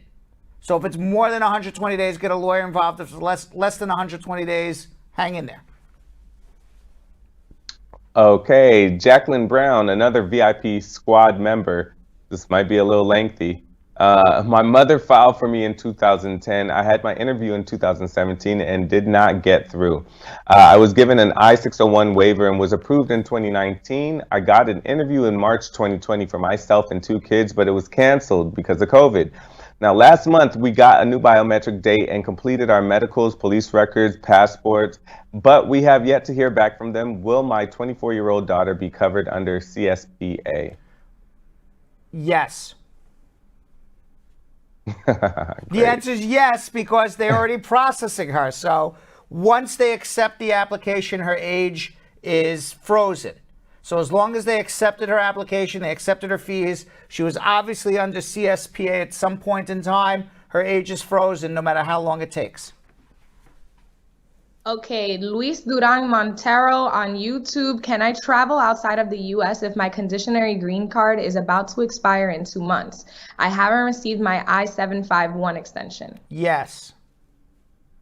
Tanny Smith on YouTube. If a green card holder came to the U.S. July 28, 2016, when is the right date to file their citizenship? 5 years after they got their green card. Unless it's through marriage, it's 3. Maria ANL on YouTube. Can I travel to Florida with my B1, B2 visa if I'm a citizen of Japan? Why not? Jamie Roberts on YouTube. Can I file for asylum and have a church file a religious visa for me while my asylum case is pending? I think we spoke about that. The gentleman called me on the phone earlier. I gave him his answer. Anna Burek on Facebook. I passed my citizenship interview in February of 2021, but now my husband wants a divorce. If I agree to the divorce, what will happen to my citizenship status? Well, if you're basing it on a bona fide marriage, you'll be denied. If you're basing your citizenship on 5 years green card, whether you get divorced or not, doesn't matter. O'Neill Lowe on YouTube. If my mother petitioned for me and I'm over the age of 21 and unmarried, how long will it take for me to get an interview if my case is currently at the National Visa Center? Depends what your priority date is, but hopefully in another year, 18 months. Una Thais on YouTube. Will accepting government benefits negatively affect my application for citizenship? No, not necessarily. I saw Vanessa shaking her head yes. There's I thought that was a yes. Oh man, I got to do that one by now. No. There's no poverty guideline requirements for citizenship. It's getting a green card. Oh, the green card. Yes. Ad Payne on YouTube. If I apply for a student visa with a pending immigration case, could I still be approved for the student visa? What is the pending immigration case? If it's about getting a green card, no. Because it's most likely no, because you most likely have shown an intention to get a green card. A student visa is non-immigrant intent, which means you have to leave. You can't say in one application I want to get a green card, and another application I'm leaving after my studies are over. Blacksme2 on YouTube. What does it mean if my I-485 was transferred from the National Center to Texas, National Visa Center to Texas? It means somebody in Texas is going to review your application. They just move cases around to spread it around. 2 more. Okay, Teresita Ferner on Facebook. If I'm a green card holder and was previously charged with petty larceny, but it was dismissed, will I have a problem at the airport when I try to re-enter the U.S.? They could ask you about it, but you will be entitled to come back. Your case was dismissed. You don't have a criminal record. Lincoln A on YouTube. If I just got my receipt notices from my adjustment of status, what does MSC in the number stand for? The Missouri Service Center. Okay. All right, so today we have a squad versus crew rematch between squad member Thais De Almeida and crew member Vivian Zohrabian in a game of Immigrant or American-born Celebrity Edition. Last time, Thais beat Vivian 8-3 in a game of Immigration Translation. And right now, the score is Squad 3, Crew 3, with one tie, 3-3-1. So this is now the tiebreaker. Let's see how Thais and Vivian did, and let's play along in the comments. Let's watch. What's up, Brad Squad? It is Jonathan Elias here with another Squaddy versus Crew game rematch. These two I really enjoyed, so I had to bring them back. All right, so we have a Bradshaw Live fan, Thais De Almeida. Hey. What's up, Hi. baby? You're I'm back. betting to you. Yes, I'm back, and I'm gonna win again. Now we have show team member Vivian Zohrabian played her first game last time as well. How you feeling? I feel like I'm gonna take you down, Thais.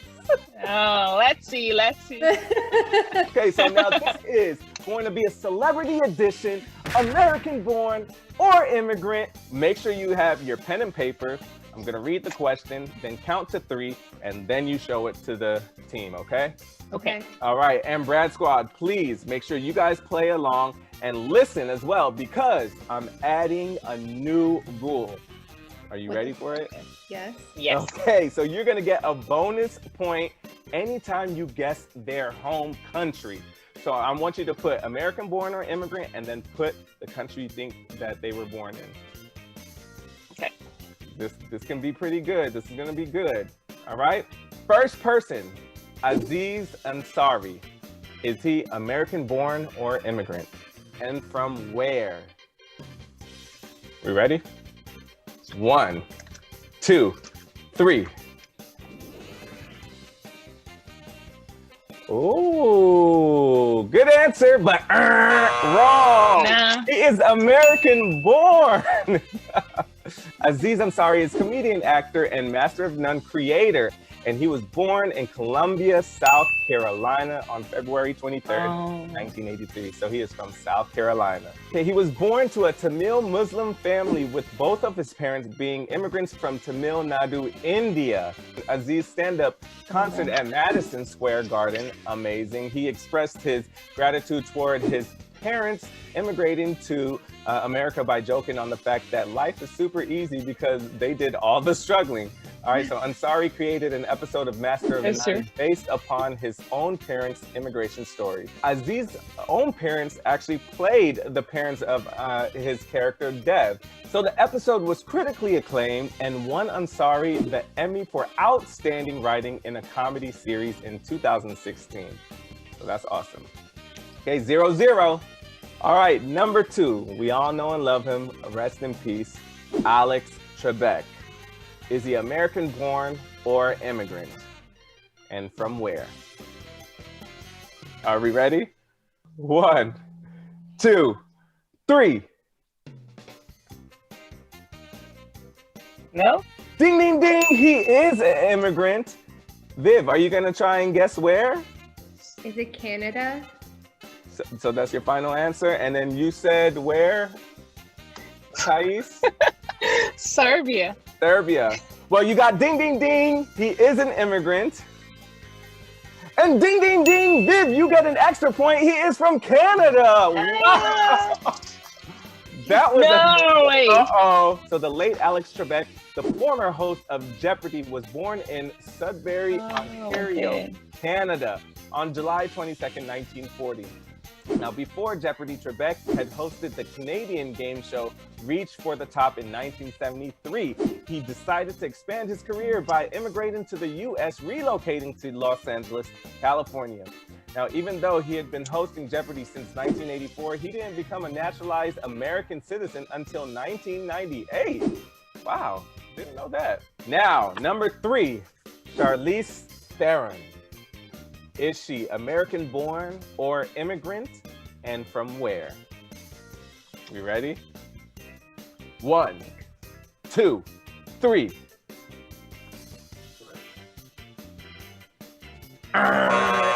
is an immigrant from South Africa. I knew that. I'm surprised. Actress Charlize Theron was originally born in Benoni, South Africa on August 7th, 1975.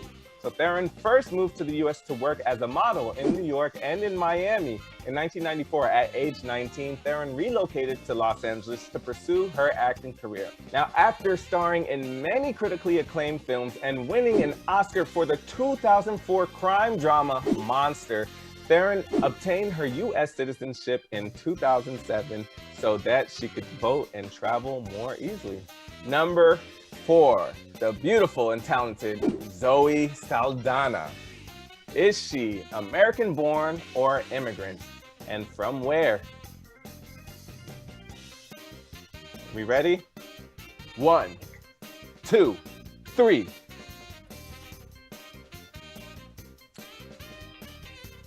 Ding, ding, ding! Viv, you got American born. She is American born. Yes, she is, but she's not from California, so you don't get your double points. She is from New Jersey. Okay? Yeah, she's a Jersey girl, All right, Zoe Saldana, actress from Avatar, Star Trek, and the Guardians of Galaxy series, was born on June 17th, 1978. Her father is Dominican and her mother is Puerto Rican. So interesting fact, even though she was born in the US, Saldana and her family moved to the Dominican Republic when she was 10. She spent 7 years there until moving back to the US to pursue dance, theater, and acting. Number 5, Camila Cabello. Is she American born or an immigrant? And from where? 1, 2, 3. Colombia, oh my God. Let me get the other paper that I wrote. What? American born Georgia, immigrant Colombia. Ding, ding, ding. Viv, she is an immigrant. Yes, yeah, wow. You are coming in strong. Only thing is she's from Cuba. She is not from Colombia. Close. All right, so Camila Cabello, former member of the music group Fifth Harmony turned pop music icon, was born to a Cuban mother and a Mexican father on March 3rd, 1997 in Coimar, Havana, Cuba. Okay, so she immigrated to the US with her family when she was only 6 years old and eventually gained US citizenship in 2008. At the 2018 Grammys, Cabello spoke about her experience as an immigrant and gave her support to DACA, saying, "I'm a proud Cuban Mexican immigrant standing in front of you on the Grammy stage in New York City. And all I know is, just like dreams, these kids can't be forgotten and are worth fighting for." Amazing. All right, number 6, Idris Elba. Is he American born or immigrant? And from where? Okay, ready? 1, 2, 3.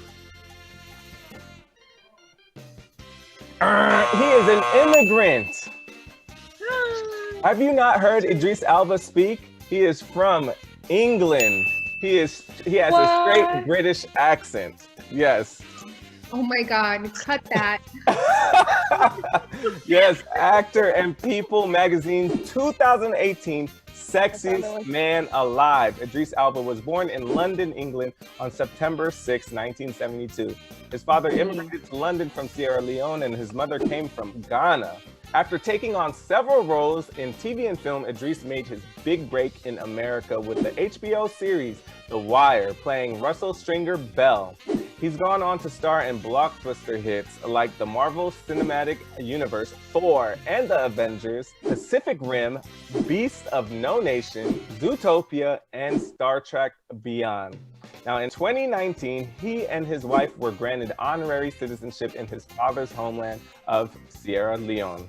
All right, number 7, Bruno Mars. Is he American born or immigrant? And from where?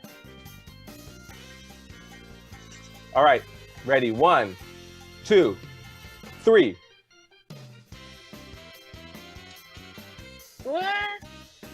Ding, ding, ding! Thais, he is American born. Yes, he is American born, but from Florida? No? He's from Hawaii. Close. Hawaii. It's warm. It's warm weather, right? It's warm weather. So it's close. Okay, so Grammy Award-winning multi-platinum selling recording artist Bruno Mars, also born Peter Jean Hernandez, was born on October 8th, 1985 in Honolulu, Hawaii. All right, his father is half Puerto Rican and half Jewish and was originally from Brooklyn, New York. His mother immigrated to Hawaii from the Philippines. In 2003, at the age of 17, Mars moved to Los Angeles to pursue music and wrote songs for artists such as Flo Rida, Brandy, and Travie McCoy. Mars broke out as a singer with his 2010 hit, Nothing on You, and then followed that with more #1 hits just like Just the Way You Are, Grenade, and Uptown Funk. Number 8, Lucy Liu. Is she American born or immigrant, and from where?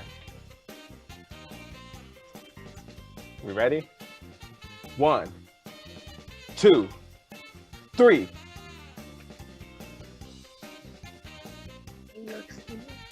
Ding, ding, ding! She is American born. And one of you guys got a bonus. Ding, ding, ding, Viv. She is from New York City. Woo! Ooh! Uh-oh, Thais is coming with the bows. All right, actress Lucy Liu was born in Queens, New York. Now, her mother came to the U.S. from Beijing, and her father came from Shanghai. Now, Liu graduated from the University of Michigan with a degree in Asian languages and cultures. However, after starring in a stage production of Alice in Wonderland, Liu decided that she wanted to pursue a full-time acting. All right, she moved to LA and eventually starred in films such as Charlie's Angels, Chicago, and Kill Bill, breaking barriers in the industry for Asian actors and actresses. Big ups. All right, now Viv, that puts you at 6 and Thais 3. And we're at the last question that's worth 2 points plus another 2 points if you guys get where this person is born. So Thais, you actually have a chance of winning. Hopefully. Nice. Viv, you up there right now. You're doing great. How you feeling? Knock me down, Thais. All right, number 9. Bruce Willis. Is he American born or immigrant? And from where? You ready? 1, 2, 3.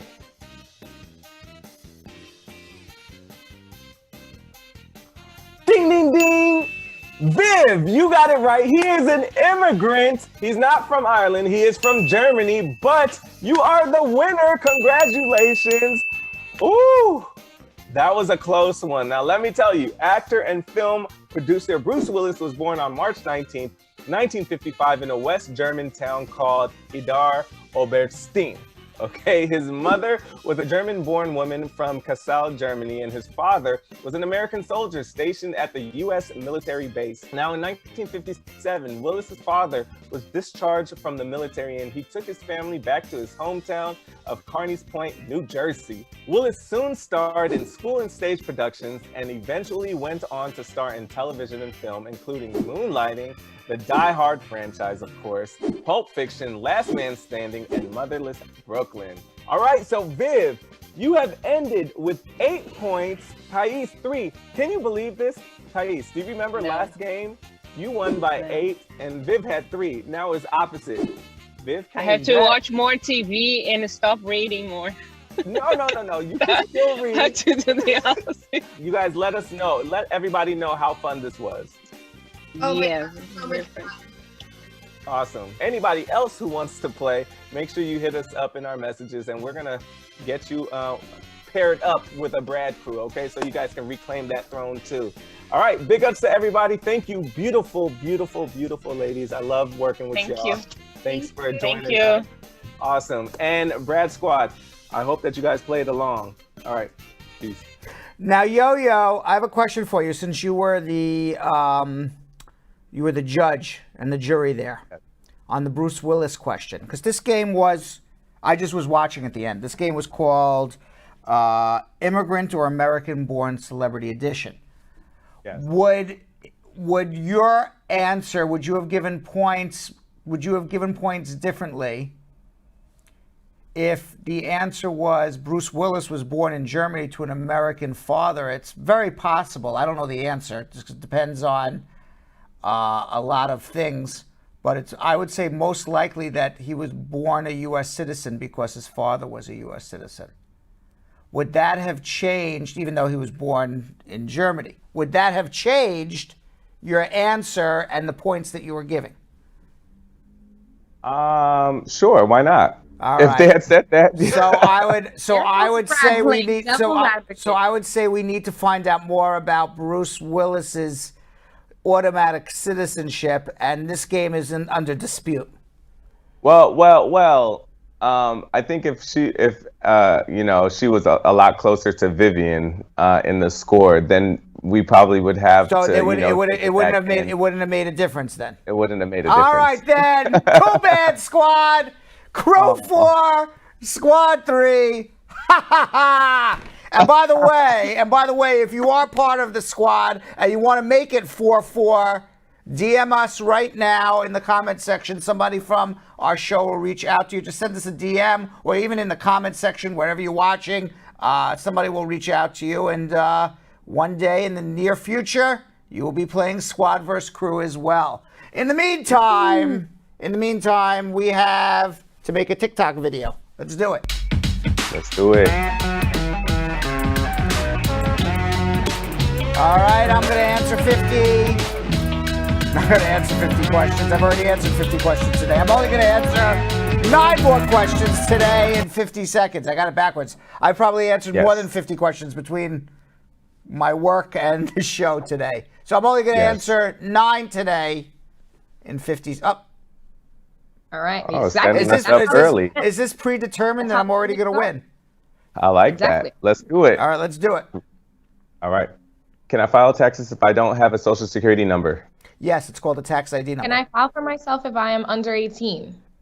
If you become a SIDG, yes. Can I purchase a house with an I-10 number? Yes, but you may not be able to get a mortgage. Can a green card holder get Medicaid? Yes.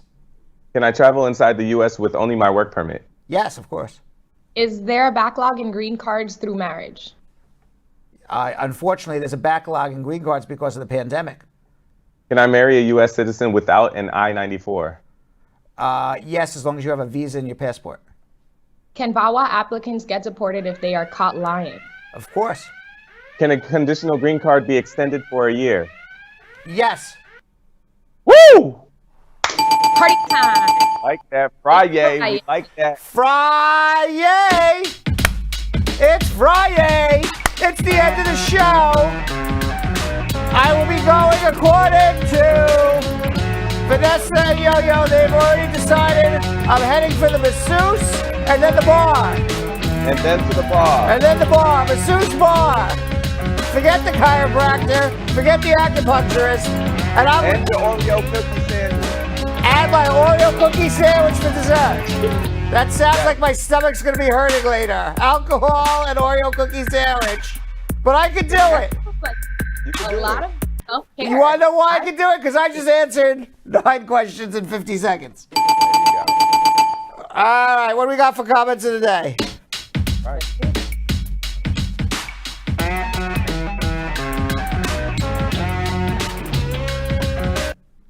All right, our first comment of the day comes from Getaway Cat saying, "What up, squad fam? Really great to end the week with beautiful people." Aww. And I agree. Oh, there's more. Us? There was more. I was at beautiful people. There was more. I interrupted you. I'm sorry. Oh, no, I said, and I agree. Oh, okay. That was it.